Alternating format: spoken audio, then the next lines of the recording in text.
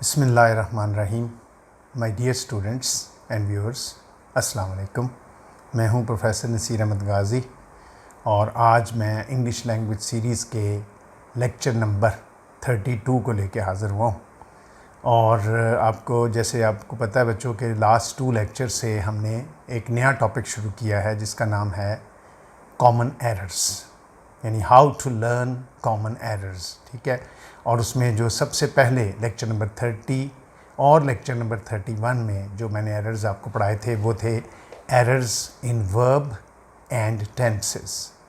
आज भी उसी की कंटिन्यूटी होगी, एरर्स इन वर्ब और टेंसेस। और आज कोशिश करेंगे कि आज ये वाला चैप्टर जो है एरर्स इन वर्ब और टेंसेस ख़त्म हो और नेक्स्ट वीक से फिर हम नया टॉपिक लेके आए कॉमन एरर्स में। ठीक है, ये कॉमन एरर्स जो है बच्चों बहुत इम्पॉर्टेंट हैं, लेकिन कॉमन एरर्स का ये मतलब नहीं है कि हमने सिर्फ ये चैप्टर ही पढ़ना है। इसका मतलब है कि हमने जो बेसिक पढ़ा है, पार्ट्स ऑफ स्पीच जो हमने टेंसेस पढ़े हैं, हर चीज़ जो है is a part of these common errors. Common errors का मतलब है कि these are the things that we generally do wrong unintentionally या due to lack of knowledge, यानी हमें पता ही नहीं होता, कभी कभी केयरलेसनेस की वजह से भी हम कर लेते हैं। ठीक, तो हमने पढ़े थे रूल नंबर 20 तक। आज हम शुरू करेंगे रूल नंबर 21। ठीक है, रूल नंबर 21 बच्चों बहुत इंपॉर्टेंट रूल है, एडवांस्ड रूल है, इंपॉर्टेंट रूल है। और अक्सर मैंने देखा है स्टूडेंट्स जो है इस रूल को गलत इस्तेमाल करते हैं। रूल क्या है? रूल ये है कि अगर हम एक फ़िक्रे का आगाज़ प्रेजेंट पार्टिसिपल से करते हैं, यानी ING से करते हैं, ठीक है, और अक्सर हम जो नेचुरली पहला जो क्लॉज होता है उसको हम ING से स्टार्ट करते हैं, वो जब ख़त्म होता है कॉमा लगा के जब अगला क्लॉज हम शुरू करते हैं तो उसके अंदर हम कोई सब्जेक्ट यूज़ नहीं करते। ऑब्जेक्ट यूज़ हो जाता है लेकिन सब्जेक्ट यूज़ कोई नहीं होता और फ़िक्रा बन जाता है, लेकिन फ़िक्रे की सेंस मुकम्मल नहीं होती। बच्चों, ऐसी सूरत में जो सेकंड पार्ट है उसमें सब्जेक्ट का होना इंतहाई ज़रूरी है। पहली बात तो ये याद रखें। दूसरी बात जो इसमें आपने याद रखनी है वो ये है कि अगर दूसरे वाला हिस्सा सेंस के मुताबिक, फ़र्ज़ करें वो एक्टिव है लेकिन सेंस कह रही है कि इसको पैसिव बनाया जाए तो उसको पैसिव बना दें। अगर फ़र्ज़ करें वो पैसिव है और फ़िक्रे की सेंस की कह रही है कि इसको एक्टिव बना दें तो उसको एक्टिव बनाए। ये अब समझो एडवांस लर्निंग में आता है। ये वो बच्चा इस रूल को सही तरीके से समझेगा जिसको टेंस पूरी तरह तैयार हो गए हैं, जिसने पिछली वीडियोस को पूरी तरह फॉलो कर रहा है, उसके लिए बहुत इंपॉर्टेंट होगा। मैं इसकी मिसाल दे के आपको समझाता हूँ। Running down the street, running down the street 2 eggs were broken. अब देखो, रनिंग डाउन द स्ट्रीट यानी स्ट्रीट से नीचे भागते हुए 2 eggs वर ब्रोकन, 2 अंडे टूट गए। अब 2 अंडे जो टूट गए, पहली बात है वो पैसिव है। रनिंग डाउन द स्ट्रीट यानी सड़क से नीचे भाग, यानी ये तो ऐसा लग रहा है जैसे अंडे भाग रहे थे और अंडे टूट गए। कैसा हो सकता है? नहीं हो सकता। इसका मतलब है कि फ़िक्रा ये सेंस दे रहा है कि कोई भाग रहा था और जब हमें पता हो वो कोई कौन है, हमें नहीं पता वो कौन है, तो हम हमेशा थर्ड पर्सन यूज़ करते हैं। तो इसका करेक्ट सेंटेंस क्या होगा? रनिंग डाउन द स्ट्रीट, ठीक है, ही, अब यही हमने पास से लगाया, ही ब्रोक 2 eggs। अब देखो फ़िक्रा था 2 eggs वर ब्रोकन, पैसिव। 2 eggs यानी ऑब्जेक्ट, वॉज वर्ब में से वर आया, वर्ब की थर्ड फॉर्म आई। हमने अब उसको एक्टिव भी किया है क्योंकि हमने एक सब्जेक्ट ऐड किया है और फ़िक्रे की सेंस ये बता रही है कि जो भाग रहा था अंडे भी उसी से टूटे। तो फ़िक्रा क्या बन गया कि running down the street he broke 2 eggs। ठीक, सो रूल क्या बना बच्चों? रूल ये बना कि अगर फ़िक्रे के पहले हिस्से में हम पार्टिसिपल से स्टार्ट करते हैं, ING से फ़िक्रा स्टार्ट जो कर सकते हैं, इंग्लिश रूल के तहत ऐसा किया जा सकता है, लेकिन दूसरे हिस्से में फिर सब्जेक्ट का होना लाजम है। हाँ, अगर वो हिस्सा फ़र्ज़ कर इंडिपेंडेंट है, ज़रूरत नहीं है, सेंस हमने खुद देखनी है। मसलन देखो, watching the movie the cold drinks were taken, cold drinks were taken. अब गौर करें, वॉचिंग द मूवी, मूवी देखते हुए, ठीक है, the cold drinks were taken यानी कोल्ड ड्रिंक नहीं, ड्रिंक्स प्लूरल। तो इसका मतलब है कि जो कोल्ड ड्रिंक्स थे अगर ज़्यादा थे तो फिर बंदे भी ज़्यादा थे। तो अब यहाँ फिर हम सब्जेक्ट अपने पास लगाएंगे और लगाएंगे दे। हम क्या फिक्रा बनाएंगे, watching down the movie watching the movie they took the cold drinks. फिर देखें कोल्ड ड्रिंक्स वर टेकन, फिर कोल्ड ड्रिंक्स पैसिव बनाया गया, कोल्ड ड्रिंक्स ऑब्जेक्ट, वॉज में से वर आया थर्ड फॉर्म, हमने उसको वापस एक्टिव बना दिया। हमने कहा दे टुक कोल्ड ड्रिंक्स। ठीक, एक और फिक्रा, sitting on the wall, sitting on the wall a scorpion stung him. अब देखो सिटिंग ऑन द वॉल, दीवार पर बैठे हुए, अ स्कॉर्पियन एक बिच्छू ने, स्टंग हिम उसको काटा। अब देखो दूसरा हिस्सा खुद ही एक्टिव बना हुआ है। अब पिछले दोनों फिक्रों में हमने उसको एक्टिव बनाया है पैसिव को। अब इस फिक्रे में देखो, इस फिक्रे में वॉकिंग ऑन द वॉल पे कौन बैठा था, स्कॉर्पियन बैठा था या कोई बंदा बैठा था, नेचुरली कोई बंदा बैठा था। तो फिर इसका मतलब है कि जो स्टंग हुआ वो बंदा था, उसने किया नहीं। तो इसका मतलब है इस फिक्रे की सेंस ये बता रही है कि ये हिस्सा पैसिव होना चाहिए। ठीक है, तो फिक्रा क्या बन जाएगा, सिटिंग ऑन द वॉल ही, अब पैसिव बनाएंगे वॉज वर, साथ वर्ब की third form, he was stung by a scorpion. फिर देखें he was stung by a scorpion. So बच्चों बड़ा इंपॉर्टेंट रूल है, वेरी वेरी इंपॉर्टेंट रूल, कि फिक्रे का पहला हिस्सा अगर पार्टिसिपल से स्टार्ट हो जाए तो दूसरे हिस्से में हमने सेंस के मुताबिक अपनी तरफ से सब्जेक्ट ऐड करना है। अब देखो तीसरे इस फिक्रे में हमने सब्जेक्ट नहीं ऐड किया, ऑब्जेक्ट ऐड किया अपनी तरफ से। सेंस हमने देखनी है और उसको फिर एक्टिव और पैसिव किस में रखना है ये भी सेंस हमने देखनी है। और ये मैंने पहले कहा, ये सेंस वही बच्चा देखेगा जिस बच्चे ने टेंसेज बड़ी तवज्जो से तैयार किए हैं। ये एडवांस यूजेज में आ गया। ठीक, उसके बाद आ जाते हैं रूल नंबर 22। रूल नंबर 22 कहता है कि अगर फर्ज करें प्रेजेंट पार्टिसिपल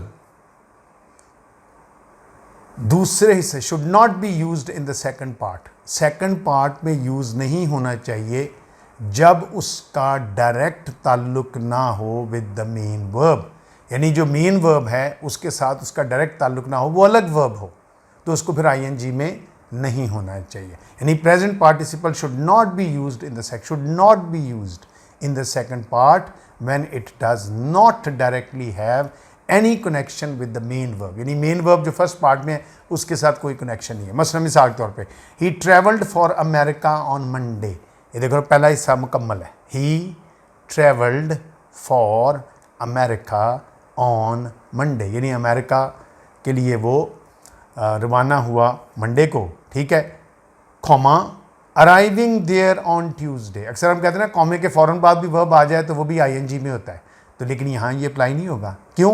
क्योंकि यहाँ ये जो अराइविंग है ये नया वर्ब है, इसका पिछले वर्ब के साथ कोई ताल्लुक नहीं है, ये अलग वर्ब है। इसका मतलब है अगर पहला इंडेफिनिट में था तो ये भी इंडेफिनिट में होना चाहिए और बीच में कंजंक्शन भी लगना चाहिए। अब इसका दुरुस्त फिक्रा क्या होगा? दुरुस्त फिक्रा होगा he travelled for America on Monday and, और ये क्योंकि एक अमल अलग हुआ है दूसरा अमल अलग हुआ है, दो अलग अलग अमल हुए हैं ना। He travelled for America on Monday and arrived there on Tuesday, और वहाँ ट्यूसडे को वो वहाँ पर पहुँचा या लैंड कर गया। अगला आ गया rule number 23। Rule number 23 important rule है, लेकिन ये इंटरलिंगुअल एरर, ये इंट्रालिंगुअल एरर की ज़िम्मे नहीं आता, ये ज़्यादा इंट्रालिंगुअल एरर बनेगा, कहीं कहीं इंटरलिंगुअल एरर का टच देगा। गौर से अब सुने, कहता है अगर एक प्रोनाउन दिया गया हो, तो प्रोनाउन जो किसी जेरेंड के साथ लगा हो, जेरेंड आपको पढ़ाया था नाउन के चैप्टर में कि जेरेंड्स क्या होते हैं, कि अगर वर्ब की आईएनजी फॉर्म को नाउन के तौर पे इस्तेमाल किया जाए तो वो जेरेंड होता है। ठीक है, मतलब मैं कहता हूँ मेरा आना, लगता है मेरा आना तुम्हें अच्छा नहीं लगा, मेरा। अब उर्दू में देखो ये मैं क्या कह रहा हूँ, मेरा आना, तो मेरा कौन सी प्रोनाउन है? पोजेसिव प्रोनाउन, यानी जैसा मेरा घर, इसी तरह मेरा आना लगता है तुम्हें अच्छा नहीं लगा, उसका जाना लगता है तुम्हें अच्छा नहीं लगा। अब देखो मेरा आना ऐसे लग रहा है आना अमल है, लेकिन यूज़ हुआ है एक नाउन के तौर पे, मेरा आना। यानी इसी तरह यह है कि मेरा घर तुम्हें अच्छा नहीं लगा, इसी तरह मेरा आना तुम्हें अच्छा नहीं लगा। तो आना है तो आईएनजी वर्ब है, लेकिन it is used as a noun, and when an ING form is used as a noun we call it gerund. ठीक, तो कहते हैं जो जेरेंड है उसके साथ the pronoun that is used for determining a gerund should be in the possessive case. इसलिए मैंने कहा कि ये इंटरलिंगुअल एरर नहीं है, क्योंकि उर्दू में ये पोजेसिव नहीं आ रहा है। मेरा, मैं आना नहीं कभी कहेंगे, मैं कहूँगा ये लगता है तुम्हें मेरा आना अच्छा नहीं लगा, लगता है तुम्हें उसका जाना अच्छा नहीं लगा। तो उर्दू में मेरा, मेरी, मेरे ऑलरेडी क्या है, पोजेसिव है। तो ये इंग्लिश में भी क्या होना चाहिए, possessive. So it means it's an intralingual error, जो अंग्रेज़ भी कर सकता है, इंटरलिंगुअल एरर नहीं है। अब फिक्रा देखिए मिसाल के तौर पे, what is the use of his going there, not he going there. What is the use of his going there, मेरा उसके वहाँ जाने का क्या फ़ायदा। What is the use of his going there. ठीक, एक और मिसाल, please excuse my being late today. Please excuse my यानी मेरा लेट आना, मेरा लेट आना एक्सक्यूज़ कर दें। सो मैं लेट आना नहीं, या मुझे लेट आना नहीं, मेरा। तो ये इंटरलिंगुअल एरर नहीं है, क्योंकि ये उर्दू में भी पोजेसिव प्रोनाउन आ रहा है, तो इंग्लिश में अगर तो हम उर्दू की नकल करेंगे फिर तो हम लगाएंगे ठीक। तो ये इंट्रालिंगुअल एरर है। ठीक, तो ये हो जाएगा please excuse my being late today. ठीक, उसके बाद आ गया रूल नंबर 24। रूल नंबर 24 बहुत साल है, ये हम पीछे पढ़ चुके हैं, कंडीशनल सेंटेंसेस में भी पढ़ चुके हैं और मेरे ख्याल है टेंसेस में भी हम पढ़ चुके हैं कि अगर एक फ़िक्रे में दो वर्ब इकट्ठे आ जाएं, ये मैं पहले भी पढ़ा चुका हूँ, अगर एक फ़िक्रे में दो वर्ब इकट्ठे आ जाएं तो बीच में कुछ ना हो, कोई कंजंक्शन, कोई प्रेपोजिशन, कोई चीज़ ना हो, दो वर्ब इकट्ठे हों, तो पहला वर्ब हमेशा टेंस के मुताबिक होगा और दूसरा वर्ब हमेशा आईएनजी के मुताबिक होगा। पहला वर्ब हमेशा टेंस के मुताबिक होगा, वो प्रेजेंट इंडेफिनिट तो फर्स्ट फॉर्म होगी, प्रेजेंट कॉन्टिन्यूस तो आईएनजी होगी, पास्ट इंडेफिनिट तो सेकंड फॉर्म होगी, और दूसरा जो है वो हमेशा आईएनजी में होगा। मिसाल उसकी देख लें, he started shouting as he saw the lion. He started shouting, past indefinite का फिक्रा है, ही स्टार्टेड शाउटिंग, ये नहीं कहा ही स्टार्टेड शाउट, ये भी नहीं कहा he started shouted, he started shouting on as he saw the lion. या he kept shouting in spite of my scolding, he kept shouting यानी वो चीखता रहा in spite of my scolding यानी मेरी डांट के बावजूद वो चीखता रहा, यानी वो खामोश नहीं हुआ। ठीक, ये हो गया रूल नंबर 24, ये पहले पढ़ा हुआ था हमने। रूल नंबर 25 पे आ जाएं, बहुत आसान रूल है, ये भी हम पढ़ चुके हैं। ये प्रेजेंट इंडेफिनिट में मेरा ख्याल है मैंने पढ़ाया था, अगर नहीं पढ़ाया था तो अब पढ़ लेते हैं। ये भी एडवांस यूजेज में आता है कि देखो हमने पढ़ा था कि जो फ्यूचर का एक तयशुदा प्रोग्राम है, देखो ना, एक फ्यूचर का मतलब फ़र्ज़ करें, मैं एक छोटी सी सिचुएशन बनाता हूँ कि एक प्रिंसिपल है, फ़र्ज़ करें उसका एक पीए है, या एक बॉस है और उसका एक पीए है, और जैसे ही बॉस ऑफिस में आता है और आगे पीए को पूछता है कि भाई आज मैंने क्या क्या काम करने हैं, काम बताओ, तो वो कहेगा सर आपने इतने बजे ये काम करना है, इतने बजे ये काम करना है, इतने बजे ये काम करना है। ठीक है, अब वो जो काम तयशुदा हैं, शेड्यूल्ड हैं, they can be used as present indefinite as well. और ये हमने रूल पीछे भी पढ़ा था टेंसेस में, they can also be used as present continuous as well, यानी हम उनको प्रेजेंट कॉन्टिन्यू, फ्यूचर का कोई तयशुदा प्रोग्राम, उसको फ्यूचर में तो हम लिखेंगे यू विल गो देयर, लेकिन उसको मैं कहूँगा you will go there tomorrow, ये तयशुदा है, तो मैं इसको ये भी कह सकता हूँ यू गो देयर टुमारो। ठीक है, यू गो देयर, इसको इंडेफिनिट में बना सकते हैं, यहाँ you are going there tomorrow. So इसको प्रेजेंट इंडेफिनिट में भी लिख सकते हैं और प्रेजेंट कॉन्टीन्यूस में भी लिख सकते हैं। तो ये रूल नंबर 25 कह रहा है कि इसको प्रेजेंट इंडेफिनिट में लिखा जा सकता है।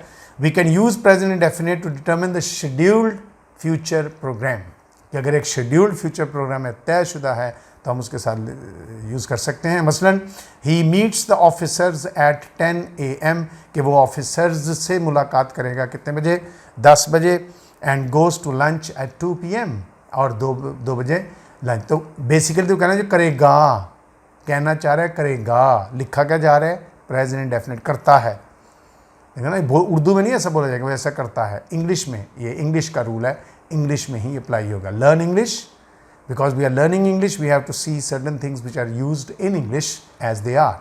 ठीक। He meets the officers at 10 AM and goes to lunch at 2 PM। ठीक है, इसी को अगला रूल जो है, रूल नंबर 26 कहता है, यही अगर फ्यूचर का तयशुदा प्रोग्राम हो तो उसको हम कॉन्टिन्यूस में भी कर सकते हैं। उसकी मिसाल देते हैं, I am going to Lahore tomorrow morning, मैं कल सुबह लाहौर जा रहा हूँ, मैं जाऊँगा, तो मैं क्या कह रहा हूँ, मैं कल सुबह लाहौर जा रहा हूँ, I am going to Lahore tomorrow morning. या he is taking the MA exams in July this year, he is taking the MA exams in July this year, कि वो MA का एग्ज़ाम जुलाई में, इस साल जुलाई में लेगा, दिस ईयर। ठीक। उसके बाद हम आ जाते हैं रूल नंबर 27 पे। ये भी रूल हम पढ़ चुके हैं बच्चों। रूल ये पढ़ा था कि अगर एक फ़िक्र ऐसा हो जिसके दो पार्ट्स हों, फ्यूचर के हों, उर्दू में दोनों पार्ट्स फ्यूचर में बोले जाएं, लेकिन एक और दोनों इंडिपेंडेंट भी हों, तो फिर इंग्लिश में भी वो दोनों फ्यूचर में लिखे जाएंगे। अगर दोनों इंडिपेंडेंट हैं, उर्दू में फ्यूचर में हैं, इंडिपेंडेंट हैं, तो इंग्लिश में भी वो फ्यूचर में बोले जाएंगे। और अगर वो दोनों पार्ट में से एक पार्ट इंडिपेंडेंट है और एक पार्ट सबॉर्डिनेट है, नामुकम्मल है, तो जो नामुकम्मल हिस्सा होगा बच्चों वो हमेशा हमेशा प्रेजेंट में लिखा जाएगा, यानी शैल विल इस्तेमाल नहीं होगा। ये हम फ्यूचर टेंस में भी पढ़ चुके हुए हैं रूल। ये समझो रिवीजन होगी इस रूल की कॉमन एरर्स की शक्ल में, कि don't use shell will with a subordinate clause. ठीक है, सबॉर्डिनेट क्लॉज में हम शैल विल इस्तेमाल नहीं करते, और जब शैल विल लगाएंगे तो वर्ब की फर्स्ट फॉर्म लगेगी, यानी उसको प्रेजेंट इंडेफिनिट में हम लिखेंगे। मिसाल उसकी देखें, if he will come to meet me I shall be very honoured. देखो ना, इफ़ ही विल, अगर वो आएगा, नामुकम्मल, अगर वाले फिक्रे नामुकम्मल होते हैं, तो हम क्या कहेंगे, if he will come, no, if he comes, लेकिन याद रखें एस लगाना है, ही के साथ एस और S. If he comes to meet me I shall be very honoured, तो मैं बड़ा ऑनर महसूस करूँगा। एक और एग्जाम्पल दे दे के, when I will reach the airport, देखो ना, व्हेन आई विल रीच, जब मैं एयरपोर्ट पहुँचूँगा, उर्दू में ठीक है, जब मैं एयरपोर्ट पहुँचूँगा। He will come to receive me, वो मुझे रिसीव करने आएगा, बिल्कुल ठीक है। उर्दू में हम दोनों फ्यूचर में बोल सकते हैं, इंग्लिश में नहीं बोल सकते। हम कहेंगे when I reach the airport, जब मैं एयरपोर्ट पहुंचूंगा, he will come to receive me. So पहला हिस्सा इंडेफिनिट में लिखा जाएगा, नामुकम्मल। तो रूल क्या बन गया कि अगर दो हिस्सों में फ्यूचर लिखा हो उर्दू में, इंग्लिश में दोनों के साथ शैल विल सिर्फ तब लगेगा अगर दोनों हिस्से इंडिपेंडेंट होंगे। अगर एक हिस्सा इंडिपेंडेंट होगा और एक जो सबॉर्डिनेट होगा, तो जो सबॉर्डिनेट हिस्सा होगा उसके साथ शैल विल इस्तेमाल नहीं होगा। ठीक। अब उसकी एक एग्जांपल और लिख लेते हैं जिसमें दोनों हिस्से मुकम्मल है। मसलन, I shall leave for Sialkot tomorrow, मैं कल सियालकोट के लिए रवाना होऊंगा। I shall leave for Sialkot tomorrow and he will reach Lahore tonight, और वो रात को लाहौर पहुंचेगा। दोनों हिस्से मुकम्मल हैं, दोनों के साथ शैल विल लगा है, कोई फ़र्क नहीं पड़ा, दोनों हिस्से जो हैं बिल्कुल ठीक। उसके बाद बच्चों ये है बड़ा important, very very very important rule number 28। Rule number 28 जो है ना बेसिकली बच्चों, ये है डिफरेंट स्ट्रक्चर्स के बारे में, यानी जो मुख्तलिफ स्ट्रक्चर्स हम इंग्लिश में यूज़ करते हैं, कि एक फ़िक्रा जब इंग्लिश में लिखा जाता है तो उसका स्ट्रक्चर पैटर्न कितने अंदाज में हो सकता है। बड़े ध्यान से अब ये सुनना है, वेरी वेरी इंपॉर्टेंट रूल। इसके आगे सब पार्ट्स होंगे, वेरी वेरी इंपॉर्टेंट, कि एक फ़िक्रे को हम कितने अंदाज में लिख सकते हैं। और इसमें भी कभी कभी हम एरर्स करते हैं, जो लाइक बच्चा शायद वो नहीं करता, लेकिन कहते बच्चों को समझ नहीं आती। मतलब मिसाल के तौर पे एक अंदाज़ ये है कि सबसे पहले सब्जेक्ट आए, सब्जेक्ट के साथ वर्ब आए, और वर्ब के बाद सब्जेक्ट कंप्लीमेंट आए। ठीक है, यानी एडजेक्टिव की शक्ल में आए, सब्जेक्ट कंप्लीमेंट, यानी मीन्स एक सब्जेक्ट आया, मतलब मैं, आई है, वर्ब आया एम। ठीक है, अब या आई एम प्लेइंग या आई एम, सिंपल का फिक्र है तो मैं कहूँगा आई एम। अब देखो ना, इसमें इसका कुदरती सवाल है व्हाट एम आई, यानी मैं क्या हूँ, आई एम। अब ये मैं जो भी आगे कह रहा हूँ वो मैं आई के मीनिंग में इजाफा कर रहा हूँ, यानी मेरे मीनिंग में इजाफा कर रहा है, सब्जेक्ट के मीनिंग में इजाफा कर रहा है। और जो किसी नाउन या प्रोनाउन के मीनिंग में इजाफा करे वो एडजेक्टिव का काम कर रहा होता है, चाहे वो एडजेक्टिव ना हो। एडजेक्टिव आपको पता है वर्ड की शक्ल में भी आ सकता है, फ्रेज़ की शक्ल में भी आ सकता है। ये सब हम पार्ट्स ऑफ स्पीच में पढ़ चुके हैं। और पार्ट्स ऑफ स्पीच बच्चों ऐसी चीज़ है जिसको बार बार रिवाइज़ किया करें। ये नहीं कि अगर आपने एक वीडियो एक दफ़ा देख ली, if you are a learner, आपने एक वीडियो एक दफ़ा देख ली है तो यू शुड बी सेटिस्फाइड कि बस ठीक है अब हमें कोई ज़रूरत नहीं है, ऐसा बिल्कुल नहीं है। ठीक, बस मिसाल के तौर पे तो सब्जेक्ट कंप्लीमेंट क्या हुआ, when you using it as an adjective, कि जो भी उसके बारे में हम कह रहे हैं, जिसको प्रेडिकेट भी आप कहते हैं, लेकिन प्रेडिकेट होता है सब्जेक्ट वर्ब प्रेडिकेट। ठीक है, सब्जेक्ट एंड प्रेडिकेट, उसमें वर्ब शामिल हो जाता है। ठीक, मसलन हिज ब्रदर बिकेम, देखो ना, हिज ब्रदर सब्जेक्ट, बिकेम बन गया। अब क्या बन गया, कुदरती सवाल है, क्या क्या बन गया। अब जो क्या है वो बनने की सेंस को नहीं, वो किसके मीनिंग में इजाफा कर रहा है, ब्रदर के, कि ब्रदर बन गया, यानी कौन बन गया और क्या बन गया जी, वो बन गया अ सोल्जर, इधर आ सकता था अ डॉक्टर, इधर आ सकता था न इंजीनियर, इधर आ सकता था अ टीचर। ठीक है, तो हम कहेंगे his brother became a soldier. तो अ सोल्जर जो है, तो फिक्र क्या हुआ, पहले subject his brother, verb became, और आगे जो कुछ लिखा हुआ है ये इसका क्या है, इसका सब्जेक्ट कंप्लीमेंट है, यानी एडजेक्टिव के तौर पे इस्तेमाल हुआ है, चाहे वर्ड की शक्ल में हो, चाहे फ्रेज की शक्ल में हो, चाहे क्लॉज की शक्ल में हो। ठीक, इसी तरह दूसरा, मैं इसकी एक दो मिसालें और पढ़ता हूँ। This is a pen, this is a glass, this is a bottle. ठीक, this is a computer. So it means, जब मैं कह रहा हूँ दिस इज अ, ये है, क्या है, कुदरती सवाल फिर क्या है, और जो है वो इसका कंप्लीमेंट है।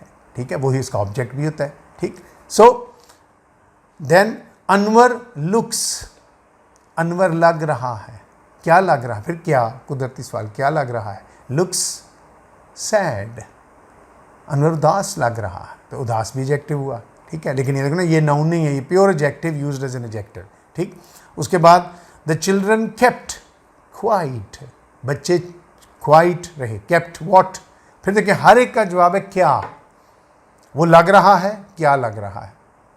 ठीक है, वो ये पढ़ा है, क्या पढ़ा है, वो बन गया, क्या बन गया। तो हर एक सवाल का जवाब था कुदरती सवाल, और कुदरती सवाल का जवाब जब देता है तो वो बन जाता है क्या, एक सब्जेक्ट कंप्लीमेंट, यानी सब्जेक्ट को वो कंप्लीमेंट कर रहा है, उसके मायने में इजाफा कर रहा है। दूसरा स्ट्रक्चर, सब्जेक्ट, ये जनरल स्ट्रक्चर है, सब्जेक्ट, फिर उसके बाद वर्ब, सब्जेक्ट, उसके बाद वर्ब, उसके बाद देखो रूल ये है कि हमेशा डायरेक्ट ऑब्जेक्ट पहले आए, इनडायरेक्ट बाद में आए, लेकिन इंग्लिश में दोनों रूल इस्तेमाल उसके हैं। आप इनडायरेक्ट को पहले लगा सकते हैं, डायरेक्ट को बाद में लगा सकते हैं, लेकिन उसमें याद रखें ये दो रूल आएंगे। एक में होगा कि डायरेक्ट पहले लगाएं, इनडायरेक्ट बाद में लगाएं, एक आएगा इनडायरेक्ट पहले लगाएं, डायरेक्ट बाद में लगाएं। अब अगर हम इनडायरेक्ट पहले लगाते हैं और डायरेक्ट बाद में लगाते हैं तो हमें बीच में प्रेपोजिशन कोई नहीं लगाना पड़ता, लेकिन अगर हम डायरेक्ट पहले लगाते हैं और इनडायरेक्ट बाद में लगाते हैं तो फिर हमें उसके अंदर प्रेपोजिशन लगाना पड़ता है। अब सुने ध्यान से, फिक्र ही देखें, I gave him my car, I gave, I subject, gave verb, क्या दिया उसे, क्या दिया, भी दी गाड़ी, गाड़ी डायरेक्ट ऑब्जेक्ट है, वो बाद में आ रहा है, किसे दी, उसे, इनडायरेक्ट ऑब्जेक्ट, वो पहले आ गया। तो हालांकि इनडायरेक्ट ऑब्जेक्ट को बाद में आना चाहिए था, लेकिन हम इसको पहले ले आए, अंदाज़ है लिखने का। तो ये अंदाज बता रहा हूँ ना कि स्ट्रक्चर कितने हो सकते हैं। अब जब इनडायरेक्ट पहले आया तो प्रेपोजिशन की जरूरत नहीं, I gave him my car. ठीक है, अब इसी फिक्र को उल्टा बोलो, यानी डायरेक्ट ऑब्जेक्ट को पहले ले आओ, इनडायरेक्ट को बाद में ले आओ, तो अब ये फिक्रा बन जाएगा I gave my car object to him. अब ये नहीं कहेंगे I gave my car him, देखो ना, हिम पहले आ गया तो टू नहीं लगना। सो रूल क्या है, स्ट्रक्चर क्या है कि सब्जेक्ट, उसके बाद वर्ब, वर्ब के बाद अगर इनडायरेक्ट ऑब्जेक्ट पहले आ सकता है और डायरेक्ट ऑब्जेक्ट, तो बीच में कोई प्रेपोजिशन नहीं आता। मैं मिसालें इसकी दो तीन पढ़ता हूँ। I gave him my car, तो बेसिकली इसका डायरेक्ट ऑब्जेक्ट है कार बाद में आया, हिम पहले आ गया, कोई प्रेपोजिशन लगा। The teacher gave us homework, the teacher gave us homework, तो homework, the teacher gave us homework. तो देखो ना, अगर मैं होमवर्क को पहले ले आता तो ये फिक्रा बनता है the teacher gave homework to us, to लग जाता। एक और मिसाल, you must tell the police the truth. अब असल बात है ट्रुथ और पुलिस इनडायरेक्ट ऑब्जेक्ट है। अब इसी फिक्र को मैं दूसरे अंदाज में लूँ, you must tell the truth to the police, you must tell the truth to the police. ठीक है ना, अब मैंने डायरेक्ट ऑब्जेक्ट पहले लाया, तो याद रखें जब डायरेक्ट ऑब्जेक्ट पहले आए और इनडायरेक्ट ऑब्जेक्ट बाद में आए, जो असूल है, जनरल रूल ये है कि पहले हमेशा डायरेक्ट ऑब्जेक्ट आना चाहिए, इनडायरेक्ट बाद में आना चाहिए, फिर बीच में प्रेपोजिशन लगता है। और अगर इनडायरेक्ट ऑब्जेक्ट पहले आ जाए और डायरेक्ट ऑब्जेक्ट बाद में आ जाए तो इस तरह ये हम लिख सकते हैं, ये गलत फिक्रा नहीं होता, ये एक अंदाज़ है बोलने का, तो फिर हम उसमें कंजंक्शन इस्तेमाल, प्रेपोजिशन इस्तेमाल नहीं करते। ठीक, तो फिर अभी वही तीसरा रूल क्या बन गया कि अगर फिक्रे का सब्जेक्ट आ गया, उसके बाद वर्ब आ गया, उसके बाद डायरेक्ट ऑब्जेक्ट आ गया और उसके बाद इनडायरेक्ट ऑब्जेक्ट आना है, तो उसके दरमियान क्या आना है, प्रेपोजिशन आना है। So subject plus verb plus direct object plus preposition and then indirect object. वही फिक्रा, I gave my car to him, I gave my car to him, या he wrote a letter to his friend, he wrote a letter to his friend, he wrote a letter to his friend. ठीक, या Ajmal sold his car to a very rich man. अब देखो ना, क्या sold किया उसने, गाड़ी की, किसे की, to a very rich man, सब में प्रेपोजिशन आ रहा है। फिर देखें, I gave my car to, to आया, he wrote a letter, to आया, he Ajmal sold his car, to आया, तीनों में टू एज ए प्रेपोजिशन के तौर पे इस्तेमाल हुआ। ठीक, एक और अंदाज बच्चों, बड़ा इंपॉर्टेंट अंदाज, चौथा अंदाज इसका, सारे आपको स्ट्रक्चर्स पढ़ाए जा रहे हैं और इनका बेहतरीन तरीका क्या होता है कि इनको लिख लिख के इनकी प्रैक्टिस करें कि subject plus verb plus object, यानी पहले सब्जेक्ट आए, फिर वर्ब आए, फिर ऑब्जेक्ट आए, मेन ऑब्जेक्ट, और उसके बाद एडजेक्टिव आए।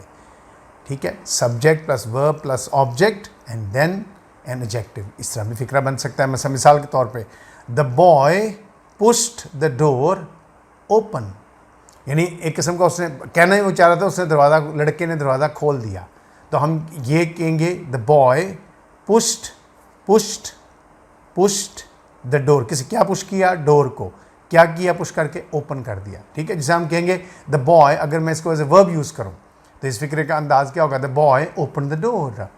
लेकिन यही फिक्रा एक और अंदाज में इंग्लिश में बोला जा रहा है, द बॉय पुश्ड, धक्का दिया दरवाजे को, द डोर ओपन, यानी उसे धक्का दे के दरवाज़ा खोल दिया। ठीक, एक और मिसाल, शी वॉश्ड द प्लेट्स, उसने प्लेटें धोई, क्लीन, साफ, यानी उसने साफ प्लेटें धोई। प्लेटों की हालत कैसी थी, देखने में कैसी लग रही थी, बहुत साफ। तो इधर हमने ये नहीं कि he clean the plates, he wash the plates cleanly, no, ये एडवर्ब नहीं लगना, इधर एडजेक्टिव लगना है, क्योंकि प्लेट्स कैसी किस हालत में थी, बड़ी साफ हालत में थी धुलने के बाद। ही वॉश्ड द प्लेट्स क्लीन भी एक अंदाज है लिखने का, एडवर्ब वाला भी एक अंदाज है, वो अलग अंदाज है। ठीक, so you have made your shirt dirty, ये ना, you have made your shirt dirty, तुमने अपनी शर्ट गंदी कर दी है, you have made your shirt dirty. ठीक, तो क्या होगा, you have made your shirt dirty, तो डर्टी जब लगा तो इसका मतलब है कि आपने उसको एडजेक्टिव के तौर पे इस्तेमाल किया। You subject, made verb, have made, और ऑब्जेक्ट क्या है, योर शर्ट, क्या किया, उसको डर्टी कर दिया। ठीक है, सो ये हो गया बच्चों इसका रूल नंबर, टाइप नंबर, यानी पैटर्न, स्ट्रक्चर का पैटर्न नंबर 4। ठीक, अब हम आ जाते हैं बच्चों स्ट्रक्चर नंबर 5 पे कि पांचवा स्ट्रक्चर का अंदाज जो है वो क्या हो सकता है। पांचवा अंदाज ये है कि पहले सब्जेक्ट आए, फिर वर्ब आए, ठीक है, फिर प्रेपोजिशन आए और ऑब्जेक्ट आए। सब्जेक्ट, वर्ब, प्रेपोजिशन और ऑब्जेक्ट, सिंगल ऑब्जेक्ट। ठीक, मिसाल के तौर पे, we are waiting, we subject, are waiting verb, dash Tariq, तो क्या हो जाएगा, फॉर तारिक, बीच में प्रेपोजिशन आ गई। भी एक अंदाज है कि सब्जेक्ट आए, उसके बाद ये मुख्तलिफ अंदाज है कि आप इंग्लिश का फ़िक्रा इस तरह भी लिख सकते हैं, इस तरह भी लिख सकते हैं। अब ये नहीं ज़रूरी कि हर फ़िक्रे को हम इतने अंदाज में लिख सकते हैं, नहीं, यानी ये डिफरेंट पैटर्न्स हैं जो आपको याद रखने पड़ेंगे कि these are the different ways in which we can write a sentence. Sentence लिखने के मुख्तलिफ अंदाज हैं ये, ठीक।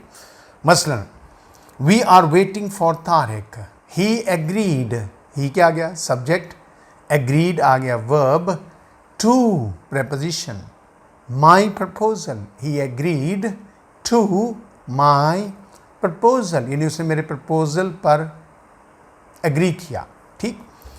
His uncle met with an accident, ये बड़ा इंपॉर्टेंट फिक्र है कि उसके अंकल को एक हादसा पेश आ गया, ठीक है, तो हम क्या कहेंगे his uncle faced an accident, नहीं मेट विद एन एक्सीडेंट। हाँ, कुछ लोग इंग्लिश में कह सकते हैं his uncle had an accident, ठीक है, वो भी किसी हद तक ठीक है, लेकिन जो ओरिजिनल यूजेज है वो है met an accident. His uncle met with an accident, met के साथ क्या लगना है फिर, विद लगना है, ठीक जी।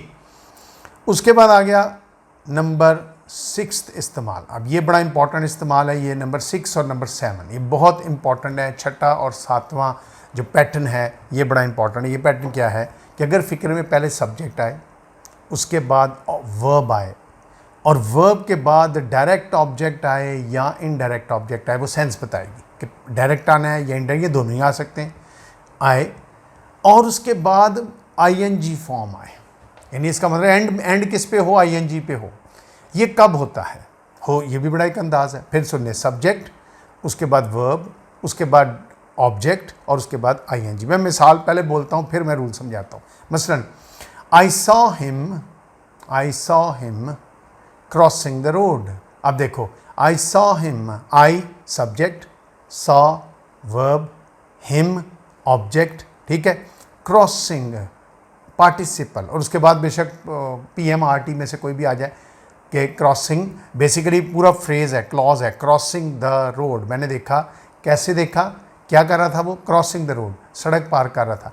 ये फ़िक्रे हम कब लगाते हैं बच्चों, बड़े ध्यान से सुनना है। ये फ़िक्रे उस सूरत में लगाते हैं जब बंदा ये स्टेटमेंट दे रहा हो कि जब मैंने उससे ये देखा, या जब मैंने ये पहला काम किया या दूसरा काम किया जो मैं कर रहा था, तो पहले वाला काम हो रहा था, यानी इसका मतलब वो काम जारी था जब मैंने ये इसको, मतलब मैंने जब उसको देखा तो वो ये कर रहा था, तो जो वो कर रहा था मेरे देखने से पहले से कर रहा था ना, तो इसका मतलब है कि वो एक्शन, एक एक्शन ऑलरेडी जारी था जब दूसरा एक्शन हुआ। और इसका मतलब है जो बंदा स्टेटमेंट दे रहा है वो ये कहना चाह रहा है कि जब मैंने ये स्टेटमेंट, जब मैंने ये चीज़ देखी, जब मैंने ऐसा अमल देखा, मैंने जब ऐसा अमल किया, तो उस वक्त ये पहले वाला अमल जारी था, हो रहा था उसी मोमेंट पे, at the time of speaking. याद है ना, टेंसेस में पढ़ाया था, एट द टाइम, जिसकी मैं बात कर रहा हूँ। टाइम ऑफ स्पीकिंग क्या है, वो वक्त, प्रेजेंट में वो वक्त है जिस वक्त मैं लेक्चर दे रहा हूँ, this is time of speaking, ठीक है। लेकिन इसके अलावा, इस लम्हे के अलावा जिस लम्हे के बारे में मैं बात करूँगा वो इसका टाइम ऑफ स्पीकिंग होगा, ठीक है।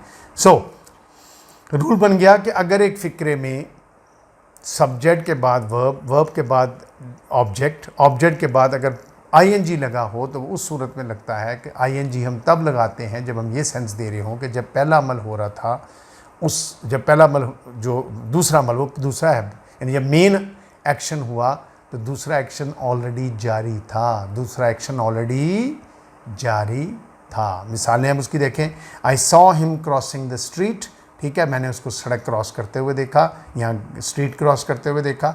शी कॉट हिम, उसने देख, पकड़ा उसको, रंगे हाथों पकड़ा, पकड़ा बाद में ना, पकड़ा कब, ओपनिंग योर कबर्ड। इसका मतलब है वो अलमारी खोल रहा था, नेचुरल अलमारी खोल रहा था या खुली हुई थी, उसको कुछ देख रहा था और मेरी नज़र पड़ गई, नज़र बाद में पड़ी है, वो पहले ये काम कर रहा था, तो हम क्या कहेंगे, शी कॉट हिम, उसने उसको पकड़ा, रंगे हाथों पकड़ा, cot him opening your cupboard, यानी इसका मतलब है कबर्ड वो उस वक्त खोल रहा था जिस वक्त उससे, वो स्टेटमेंट, ये स्टेटमेंट देने का अंदाज़ है ना।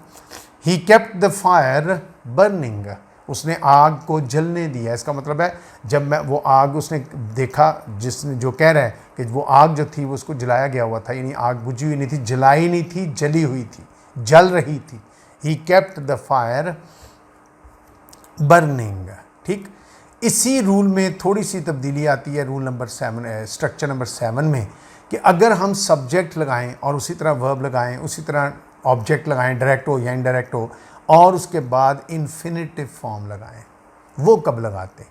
वो तब लगाते हैं इन्फिनेटिव फॉर्म जब हम ये कहना चाहें कि मैंने एक काम, जो दो काम माजी में हुए, एक बंदा स्टेटमेंट दे रहा है कि मैं गवाही देता हूं कि उसने ये काम किया। अब ये इसका ये कतई मतलब नहीं है कि जब मैंने उसको देखा उसी वक्त ही कर रहा था, नहीं, मैं जानता हूं कि उसने ये काम किया।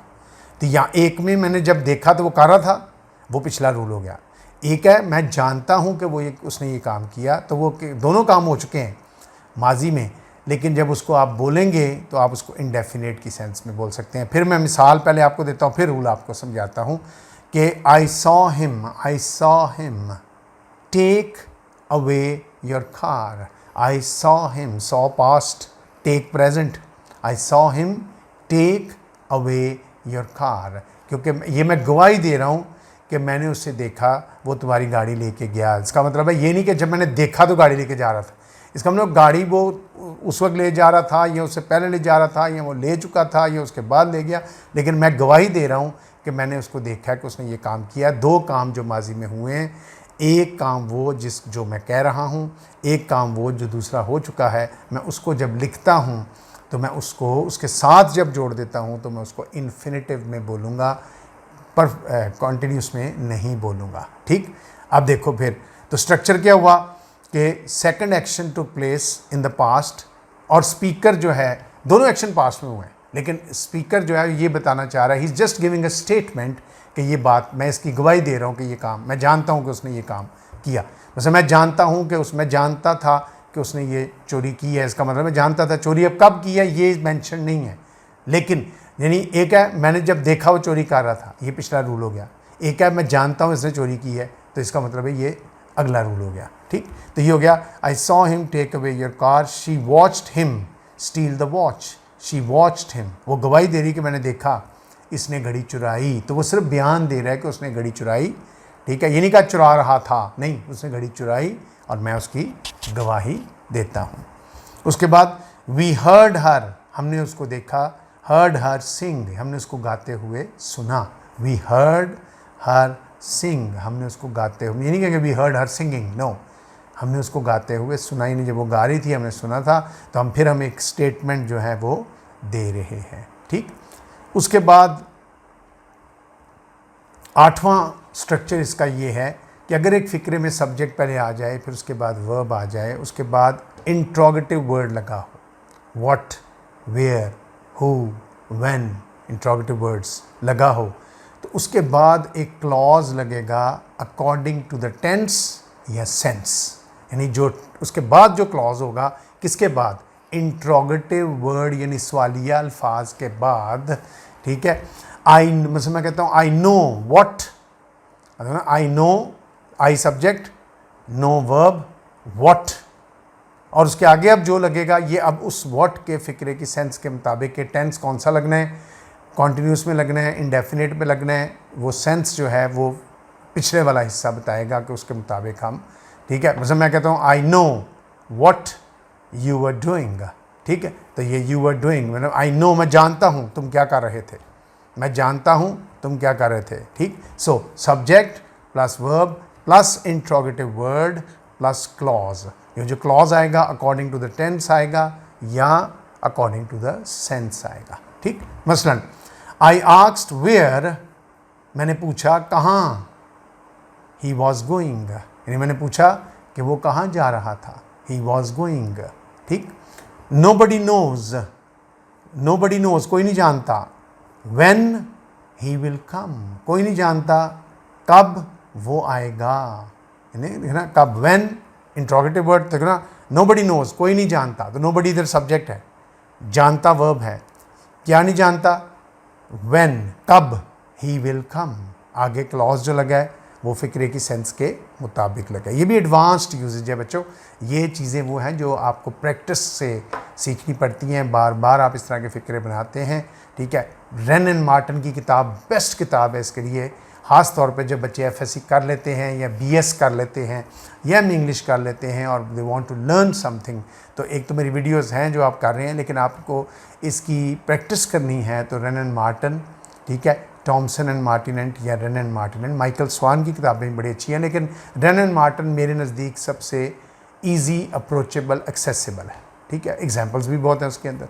ठीक, अच्छा जी, उसके बाद I wonder what he wants. फिर देखो आई वंडर, मैं हैरान हूँ वो क्या चाहता, मुझे नहीं पता। आई वंडर व्हाट, क्या, ही वांट्स, वो चाहता है। सो देखो व्हाट के बाद जो क्लॉज आ रहा है वो फिक्रे की सेंस के मुताबिक भी आ रहा है और टेंस के मुताबिक भी आ रहा है। अगर पहला हिस्सा प्रेजेंट है तो अगला भी प्रेजेंट है, पहला पास्ट है तो अगला भी। देखो ना, आई आस्क्ड, मैंने पूछा, तो अगला ऑटोमेटिकली पास्ट होना चाहिए। ये नहीं हो सकता था where he is going, no, where he was going. ये तो हम टेंसेज में भी पढ़ चुके हैं। इसी तरह नौवां और आखिरी स्ट्रक्चर ये है कि अगर एक फिक्रे में सब्जेक्ट आ जाए और उसके बाद वर्ब आ जाए, उसके बाद इंट्रोगेटिव वर्ड आ जाए, ठीक है, लेकिन उस इंट्रोगेटिव वर्ड के बाद एक प्रेपोजिशन टू लगा हो, तो हमने क्या पढ़ा था, टू का रूल क्या पढ़ा हुआ है हमने, टेंस में ही पढ़ा था टू का रूल, कि अगर टू लगा किसी चीज़ के साथ आ जाए तो उसके बाद वर्ब हमेशा इन्फिनेटिव में होगा। तो रूल क्या बना, subject plus verb plus interrogative word, सवालिया लफ्ज़। ठीक है, I don't know where to go, मुझे नहीं पता कहाँ जाना है। I don't know where to go, देखो ना, वेयर, आई डोंट नो, मुझे नहीं पता कहाँ जाना है। I don't know where to go, तो वेयर बीच में क्या आ गया, आई डोंट नो। ठीक है, पहला हिस्सा हो गया, वेयर बीच में इंट्रोगेटिव वर्ड आ गया, टू गो, टू के बाद वर्ब की इन्फिनेटिव फॉर्म, तो प्रेपोजिशन और उसके बाद वर्ब की इन्फिनेटिव फॉर्म। उसकी मिसाल देखते हैं, I don't know how to swim, जैसे मैंने अभी एक मिसाल दी, I don't know where to go. इसी तरह I don't know how to swim, how to swim, to आ गया, स्विम। ठीक है, I don't know how to swim. ठीक, अब देखो इसको कोई इंग्लिश में ऐसे भी बोल सकता है, आई डोंट नो स्विमिंग, वो भी ठीक है, क्योंकि उस तरह भी हम यूज़ कर सकते हैं। I wonder where, I wonder, I subject, wonder verb, और उसके बाद देखो बीच में फिर क्या है, interrogative word, where to spend that money, where, जैसे मैंने कहा था where to go, what to do, where to go, where to spend the money. ठीक, she knows how to drive a car, she knows how to drive a car, तो फिक्रे का भी एक अंदाज है। तो बच्चों ये इसका मतलब ये है कि ये जो 9 मैंने पैटर्न्स बताए हैं, इससे भी ज़्यादा होंगे, ये मिनिमम मैंने आपको बताए हैं कि इंग्लिश का एक ही फ़िक्रा, ज़रूरी नहीं कीर के फ़कीर बनना है कि हमेशा पहले सब्जेक्ट आना है, उसके बाद वर्ब आना है, उसके बाद ऑब्जेक्ट ही आना है, उसके बाद ख़त्म, या MPMRT नहीं। इसके अंदर कभी इंडेफिनेट इन्फिनेटिव आ जाएगा, कभी पार्टिसिपल आ जाएगा, कभी कोई क्लॉज आ जाएगा। ये सारे स्ट्रक्चर जो है इनको आपने रिवाइज करना है, इसलिए इनका नाम है errors in verb and tenses. ये वर्ब और टेंसेस का आपस में रिलेशन बताया जा रहा है। ठीक, तो ये तो था रूल नंबर 28 के आगे 9 पैटर्न्स। अब हम आ जाते हैं रूल नंबर 29 पे। रूल नंबर 29 जो है बच्चों वो क्या कहता है, रूल नंबर 29 कहता है कि प्रेजेंट टेंस में be used in the subordinate clause if it gives comparison by using the word then. कि अगर फर्ज करो एक हिस्सा पास्ट का है लेकिन उसके बाद देन आ गया, पहला हिस्सा रूल क्या पड़ा था, अगर फिक्रे का पहला हिस्सा माजी दूसरा माजी होना चाहिए। ठीक है, लेकिन अगर कहते हैं बीच में देन आ गया, कंडीशन आ गई ना, देन, और देन कब लगता है, से, मुआजने के लिए। जब उसके दरमियान देन आ जाए तो कहता है फिर क्या होगा, उसके बाद फिर वो प्रेजेंट में होगा। अब मिसाल उसकी देखें, he respected me past, he respected me more than he respects his uncle, यानी मोर देन, या मैं कहता हूँ he respected me more than he respects you, यानी कहेंगे more than he respected you, no, more than he respects you. Then जब आ जाए तो उसके बाद बेशक पास्ट का फिक्रा हो तो देन के बाद हम उसको प्रेजेंट में लिख सकते हैं। ये भी एक अंदाज है, ये भी एक रूल है वर्ब और टेंसेस का और सब्जेक्ट्स का आपस में रिलेशन। बेसिकली याद रखें, टेंसेस और वर्ब के जो रूल्स हैं इनका आपस में एक रिलेशन डेवलप किया जा रहा है, ये किस तरह ये चीज़ें आपस में कोरिलेट करती हैं। ठीक, so he respected you more than he respects his uncle. एक और मिसाल देखें, the teacher liked Aamir, the teacher liked Aamir better than he likes me, better than he likes me. The teacher liked Aamir better than, उससे बेहतर आमिर को like करता था, better than he likes me, ये नहीं कहेंगे he liked me, no, better than he likes me. तो rule क्या बना कि अगर फ़िक्रे का पहला हिस्सा पास्ट में हो और उसके बाद दैन आ जाए जो मुआज़ने को ज़ाहिर कर रहा हो, तो दैन के बाद ज़रूरी नहीं कि हम पास्ट लगाएं, हम उसको प्रेजेंट में भी लिख सकते हैं।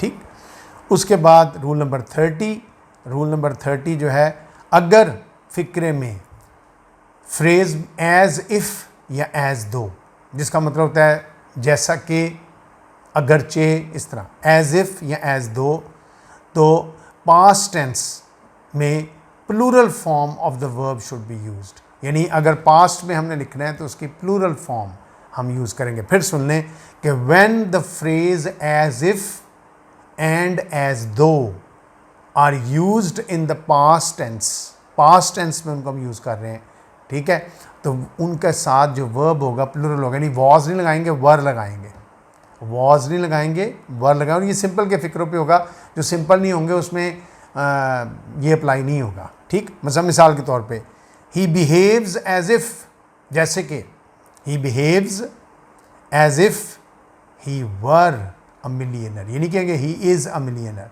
ही बिहेव्स आना, देखो पहले इसका प्रेजेंट है, he behave as if he were a millionaire, यानी इस तरह बिहेव करता है वो करोड़पति है। हम उर्दू में ही बोलेंगे, इंग्लिश में नहीं कहेंगे करोड़पति था, ही वर, क्योंकि वो पहले करोड़पति बिहेव बाद में कर रहा है, तो हम उसको पास्ट में लिखेंगे, he behaves as if he were a millionaire.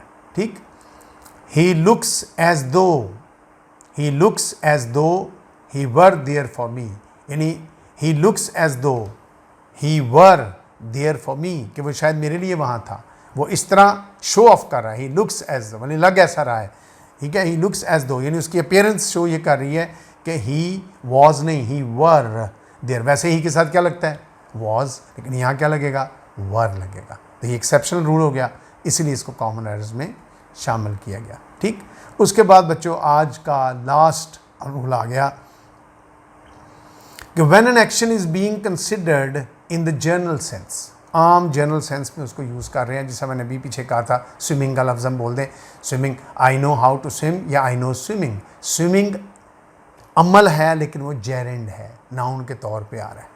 मैं कहता हूँ स्विमिंग इज़ वेरी डिफ़िकल्ट, यानी तैराकी, स्विमिंग, तैरना, ही स्विमिंग, यहाँ जेरेंड नहीं है, ये पार्टिसिपल है, लेकिन स्विमिंग बड़ी मुश्किल है यार, तो स्विमिंग यहाँ नाउन है, यानी जेरेंड है, ING form used as a noun, gerund. ठीक है, कहता है when an action is being considered in the general sense, gerund is used as subject, हम जेरेंड को एज ए सब्जेक्ट यूज़ कर सकते हैं। मिसाल के तौर पे, swimming is his favourite pastime, यानी तैराकी, है ना, स्विमिंग एक अमल है जिसको नाउन के तौर पे हम यूज़ करें, swimming is his favourite pastime, यानी उसका फेवरेट पास टाइम जो है वो क्या है, स्विमिंग है। या हंटिंग रिक्वायर्ड, शिकार, हंटिंग आईएनजी, लेकिन ये शिकार नाउन के तौर पे यूज़ है। Hunting requires great skill and courage, hunting requires great skill and करेज, कि हंटिंग जो है उसको बड़े स्किल की और बड़ी करेज की ज़रूरत होती है।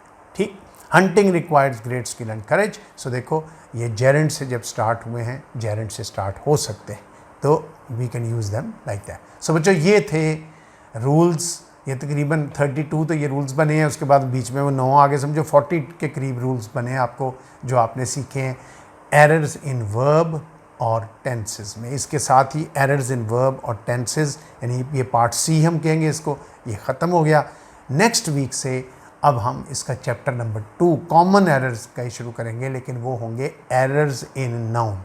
अब बच्चों आगे अब जो शुरू होने हैं, ध्यान से सुने, ये सारे उन्हें पार्ट्स ऑफ स्पीच के, इनका बेस्ट तरीका प्रिपेयर करने का सुन लें, मैं इस पे एंड करूँगा अपनी वीडियो को, कि पार्ट्स ऑफ स्पीच जो मैंने अभी आपको कह दिया कि अगले वीक में मैं एरर्स इन नाउन लेके आऊँगा, तो आप घर से आप पहले से नाउन का जो चैप्टर है पार्ट्स ऑफ स्पीच में उसको प्रिपेयर करें। सो अगर आप नाउन, जितने भी नाउन होगा, फिर प्रोनाउन होगा, फिर एडजेक्टिव होगा, फिर एडवर्ब होगा, ये जितने पार्ट्स ऑफ स्पीच है, अब हम इनके एरर्स देखेंगे। इनके एरर्स के लिए एक तो रूल्स आपको पढ़े होने चाहिए, उनमें से कुछ रूल रिपीट होंगे, कुछ नए अंदाज में होंगे, ठीक है, और कुछ रूल्स न्यू होंगे, ठीक है। और इसके लिए 2 जगहों से तैयार करना ज़रूरी होता है, एक ये चैप्टर कॉमन एरर्स का और एक जो पार्ट ऑफ स्पीच। इन दोनों से अगर आप तैयार करें तो आपका वो वाला पार्ट ऑफ स्पीच बेहतरीन आपका तैयार हो जाता है। वो आपको रूल्स बताता है, यानी नाउन का पार्ट ऑफ स्पीच जो हमने पढ़ा कि हाउ टू लर्न नाउन, तो नाउन हमें बताता है कि क्या है, कितनी किस्में हैं, कितने अंदाज हैं, लेकिन ये हमें बताएगा कि नाउन में गलतियाँ क्या क्या होती हैं। तो ये उसका एडिशन हो गया, ये उसका यूजेज हो गया। तो इंशाल्लाह अगले वीक को नाउन की वीडियो के साथ मैं हाज़िर हूँगा। अल्लाह ताला आपका हामी नासिर हो। खुदा हाफिज़।